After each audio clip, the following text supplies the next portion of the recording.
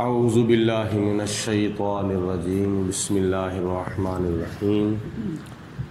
قال اللہ تبارک و تعالی فی القرآن المجید والفرقان الحمید۔ سورۃ توبہ کی آیت نمبر 109 ہے۔ ان چند آیات بینات میں اللہ پاک نے، جیسا کہ کل بھی آپ نے سماعت فرمایا تھا، دو مسجدوں کا ذکر کیا ہے۔ ایک مسجد قباء اور ایک مسجد ضرار، اور یہ دونوں مسجدیں مدینہ شریف کی ایک وادی ہے جس کا نام ہے وادی قباء، اس وادی کے اندر بنائی گئی تھیں۔ مسجد قباء نبی کریم علیہ السلام جب ہجرت فرما کر تشریف لائے تھے تو آپ نے آتے ہی اسلام کی سب سے پہلی مسجد بنائی جس کا نام رکھا گیا تھا مسجد قباء، اور قرآن پاک میں اس مسجد کو مسجد تقویٰ کہا گیا ہے۔ مسجد قباء اس لیے کہا جاتا ہے کہ اس وادی کا نام قباء ہے، اور قباء کی وجہ سے اس مسجد کو قباء کہا جاتا ہے۔ قرآن پاک میں کتنا پیارا نام ہے اس مسجد کا، مسجد تقویٰ، جس کی بنیاد تقوی پر رکھی گئی تھی، اور اس کے مد مقابل جو منافقوں نے مسجد بنائی تھی اپنے ناپاک عزائم پورے کرنے کے لیے، اس مسجد کا نام مسجد ضرار ہے، اور ضرار کا معنی ہے نقصان پہنچانے والی۔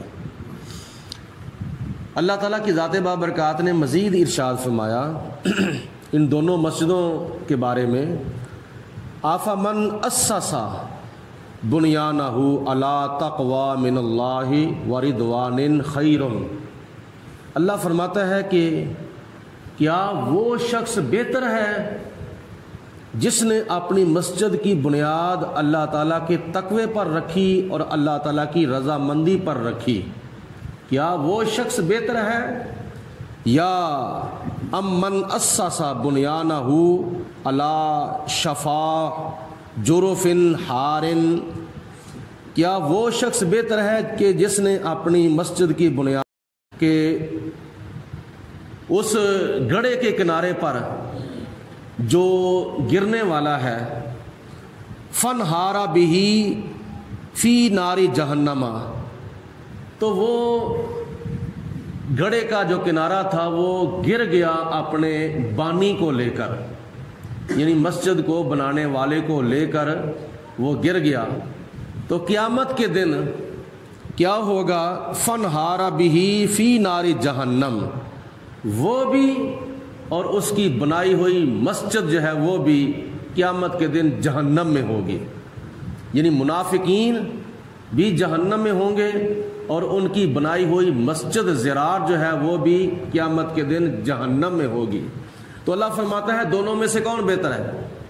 وہ بہتر ہے جس نے اپنی مسجد کی بنیاد تقوی پر رکھی اور اللہ تعالیٰ کی رضامندی پر رکھی، یا وہ شخص بہتر ہے کہ جس نے اپنی مسجد جو ہے وہ اس گڑھے کے کنارے پر بنائی کہ جو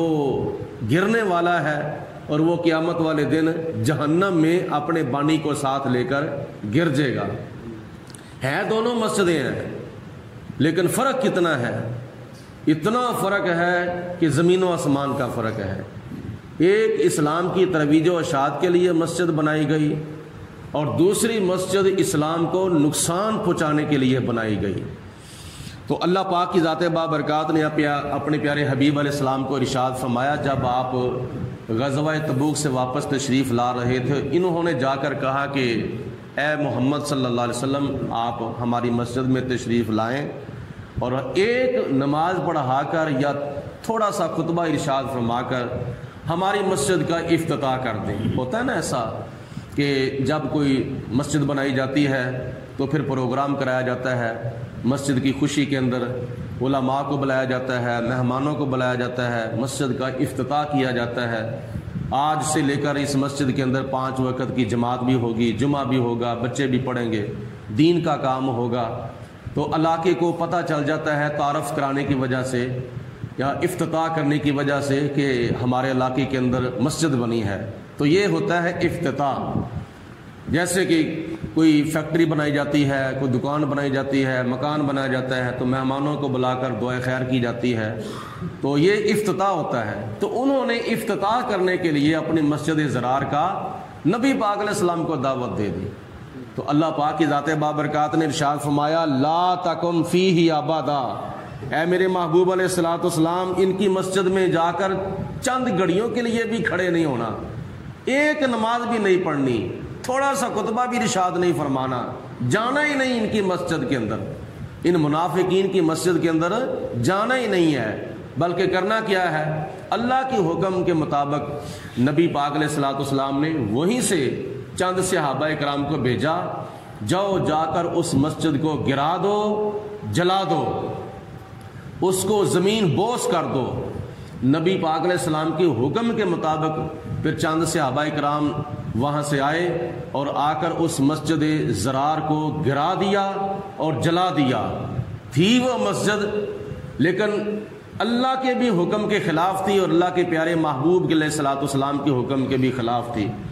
تو سراسر اس مسجد کے اندر اسلام کو نقصان پہنچایا جانا تھا، تو نبی پاک علیہ الصلوۃ والسلام نے مسجد کو گرا دیا۔ مسجد قباء نبی پاک علیہ السلام نے اپنے ہاتھوں سے بنائی ہے، اور مسجد زرار کو نبی پاک علیہ السلام نے صحابہ کرام کو بھیج کر گرا دیا تھا اور جلا دیا تھا، اور پھر اس کے بعد روایات میں آتا ہے کہ اس جگہ پر نبی پاک علیہ الصلوۃ والسلام کے حکم کے مطابق گندگی کا ڈھیر لگا دیا گیا تھا۔ اور آج بھی جو حاجی حضرات جاتے ہیں ان سے تصدیق کی جا سکتی ہے کہ جب وادی قباء میں جاتے ہیں، مسجد قباء کے اندر جا کے نماز پڑھتے ہیں، جیسا کہ کل آپ نے سماعت فرمایا تھا کہ وہاں ایک نماز پڑھنے کی وجہ سے اللہ پاک ایک عمرے کا ثواب عطا فرماتا ہے مسجد قباء کے اندر۔ اور حضور علیہ الصلوۃ والسلام کا خود عمل تھا کہ آپ ہر ہفتے میں ایک مرتبہ پیدل یا سواری پر سوار ہو کر حضور علیہ السلام مسجد قباء میں جاتے تھے۔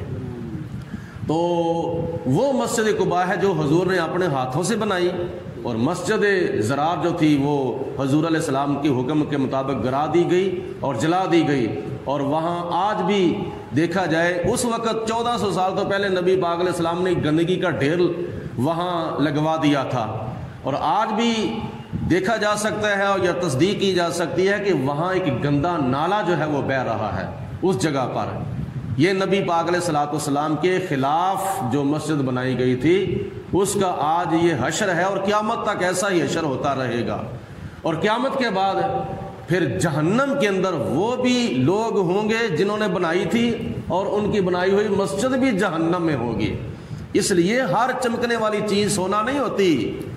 کئی چمکنے والی چیزیں اوپر سے چمکتی ہوتی ہیں، اندر سے بدبو ہوتی ہے، تو اس لیے ظاہر سے اور باطن سے یہ پہچان کرنی چاہیے، کھوٹے اور کھرے کی پہچان کرنی چاہیے۔ آج دیکھو نا، اس پرفتن دور کے اندر مرزئی کیا کرتے ہیں، قادیانی کیا کرتے ہیں، نمازیں بھی پڑھتے ہیں، روزے بھی رکھتے ہیں، مسجدیں بھی بناتے ہیں، تبلیغیں بھی کرتے ہیں، قرآن پاک بھی پڑھتے ہیں، حتیٰ کہ وہ کلمہ پڑھتے ہیں جو کلمہ ہم پڑھتے ہیں۔ ہم بھی پڑھتے ہیں لا الہ الا اللہ محمد الرسول اللہ، اور مرزئی بھی کلمہ یہی پڑھتے ہیں لا الہ الا اللہ محمد رسول اللہ، کلمہ وہ بھی پڑھتے ہیں جو ہم کلمہ پڑھتے ہیں، نمازیں بھی وہ پڑھتے ہیں جو ہم نمازیں پڑھتے ہیں، قرآن پاک بھی وہ پڑھتے ہیں جو ہم پڑھتے ہیں، روزے بھی وہ رکھتے ہیں جو ہم روزے رکھتے ہیں، یعنی سارا کام وہ ہمارے جیسے ہی کرتے ہیں۔ لیکن پاکستان کی قومی اسمبلی نے 1974 کے اندر 7 ستمبر کو مرزائیوں قادیانیوں کو کافر اور اقلیت ڈکلیئر کر دیا تھا۔ کیوں؟ اس لیے سارا کام ہم جیسے ہی کرتے ہیں، لیکن وہ نبی پاک علیہ الصلوۃ والسلام کی ختم نبوت کو نہیں مانتے، وہ حضور علیہ السلام کو آخری نبی نہیں مانتے۔ حضور علیہ السلام کو آخری نبی نہ ماننے کی وجہ سے وہ کافر ہیں اور کیا نام ہے، مسلمان نہیں ہیں، ان کے کفر میں کسی قسم کا کوئی شک نہیں ہے، اور جو کوئی مسلمان ان کے کفر میں شک کرتا ہے تو وہ بھی دار اسلام سے خارج ہے۔ تو اس لیے اگر کوئی بندہ دے کر کہے لو جی وہ بھی نمازیں پڑھتے ہیں، وہ بھی روزے رکھتے ہیں، وہ بھی مسجدیں بناتے ہیں، وہ بھی کلمہ پڑھتے ہیں، تو وہ بھی مسلمان ہی ہیں، وہ بھی مسلمان۔ اگر جو کوئی ان کو مسلمان کہے گا وہ خود مسلمان نہیں رہے گا۔ اس لیے جتنا مرضی ان کو بچانے کی کوشش کرو وہ کبھی جہنم سے نہیں بچ سکیں گے۔ دیکھو نا، مثال کے طور پر ایک آدمی کتے کو غسل دیتا ہے اور نیت اس کی یہ ہوتی ہے کہ کتا پاک صاف ہو جائے، کبھی ایسا ہو نہیں سکتا۔ وہ کتا نہلانے والا، کتے کو غسل دینے والا خود پلیت ہو جائے گا، لیکن کتا کبھی پاک نہیں ہو سکتا۔ اس لیے مرضیوں کو مسلمان کہنے والا خود کافر ہو جائے گا، کبھی مرضیوں کو کیا نام ہے مسلمان ڈکلیئر نہیں کیا جا سکتا۔ وہ کافر تھے، کافر ہیں، اور جتنی دیر تک وہ اپنے کفر سے توبہ نہیں کریں گے اتنی دیر تک وہ قیامت تک کافر ہی رہیں گے۔ اس لیے ہر چمکنے والی چیز سونا نہیں ہوتی۔ اگر ہر چمکنے والی چیز سونا ہوتی ہے تو پھر مرضیوں کو کیوں کافر جو ہے وہ ڈکلیئر کیا گیا ہے؟ تو جو آج حساب مرضیوں کا ہے، سارا کام مسلمانوں کے کرنے کے باوجود وہ کافر ہیں۔ اسی طرح 1400 سال پہلے مدینے کے منافق سارا کام مسلمانوں والا ہی کرتے تھے، لیکن اس کے باوجود خدا نے قرآن پاک کے 5ویں سپارے میں ارشاد فرمایا، ان المنافقین فی الدرک الاسفل من النار، منافق جو ہیں وہ جہنم میں نہیں جائیں گے بلکہ جہنم کے تہہ خانے میں جائیں گے۔ کافروں کے لیے تو جہنم ہے، منافقوں کے لیے جہنم کا تہہ خانہ ہے، یعنی کافروں کے لیے عذاب عظیم ہے اور منافقوں کے لیے عذاب